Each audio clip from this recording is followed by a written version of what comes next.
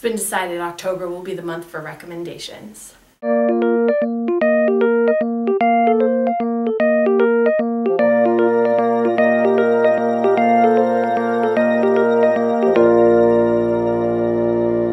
I've decided to do recommendations this month, and today I'm going to talk about TV shows. I'm going to recommend 3 shows. One that is on air currently and new this season, one that is on air but not new this season, and one that has finished and is off air now. The first show I want to recommend to you guys is brand new this season. It's called Revenge, and there'll be a link to a preview in the doobly-doo. This show is kind of soap opera-ish, I would say is the best way to describe it.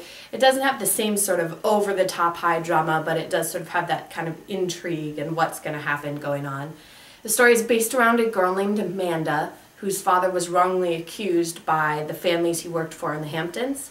And she grows up and changes her identity to become Emily and moves back to her house in the Hamptons that she was a little girl in, and plots revenge on all of these families who wrongly accused and destroyed her father. And it's a really intriguing show. I found myself really liking it. You're sort of starting to wonder how all of these families are interconnected and whether or not Amanda/Emily is going to succeed in her quest to seek revenge. And it also slowly reveals what exactly happened with her father and his relationship to all the families in the Hamptons. Show number 2 has been on air for a while, but it still remains one of my favorite shows, and I recommend it to everybody. It's Castle. There will again be a link to a preview in the doobly-doo. This show is sort of a crime scene CSI-like show, except that instead of being based so much on the crime and whodunit, there is also some relationship building. The writing is brilliant. It is really snappy and funny. And it stars Nathan Fillion as Castle, and I'm a huge fan of his.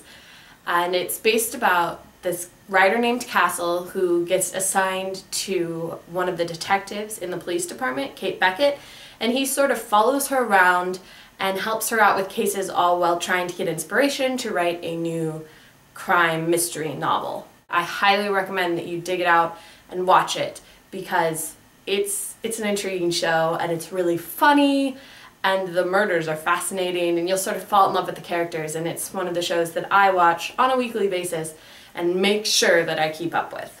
The last show that I'm going to recommend is one that has been off air and is finished. This was a really hard decision for me because there are a lot of shows that I like that are no longer on air, but I think I'm going to have to fall back on the classic Firefly. For those of you who don't know what Firefly is, go and watch it now. That's all. You just need to go find Firefly and watch it. When you finish that, watch the movie Serenity.